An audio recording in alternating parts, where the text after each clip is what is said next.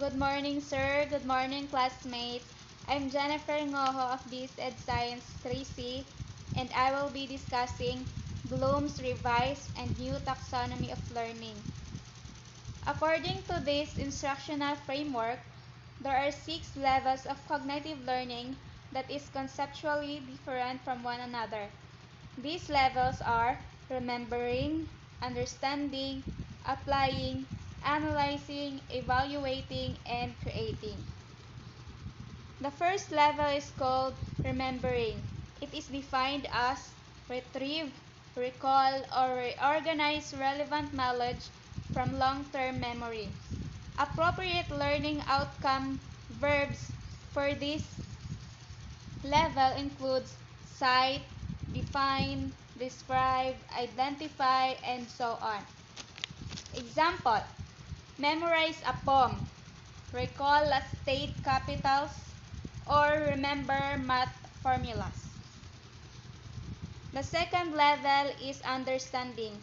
It is defined as demonstrating comprehension through one or more forms of explanation.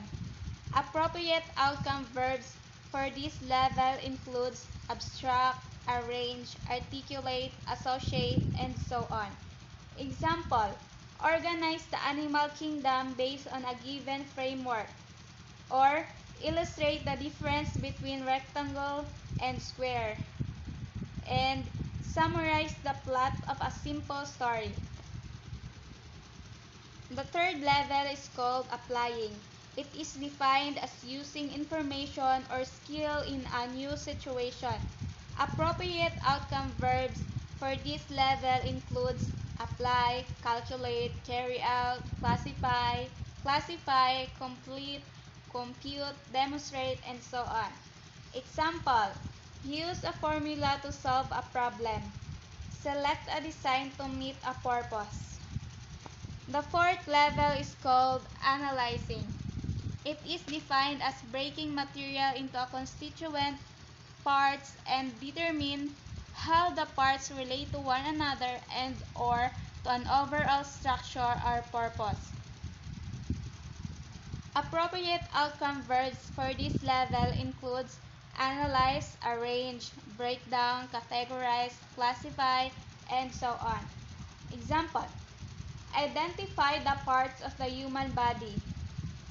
Explain how the steps of scientific process work together, and identify why a machine isn't working. The fifth level is called evaluating. It is defined as making judgments based on a criteria and standards. Appropriate outcome verbs for this level includes appraise, apprise, argue, assess, compare, and so on. Example, make a judgment regarding an ethical dilemma or interpret the significance of a given law of physics.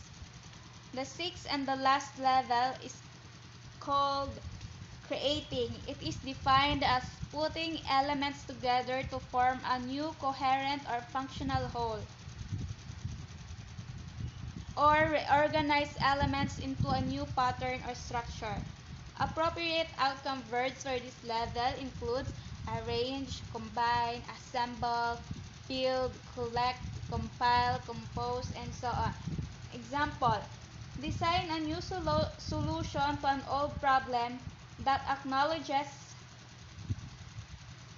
the failures of the previous failures, or delete the least useful arguments in persuasive essay, or write a poem based on a given theme and tone.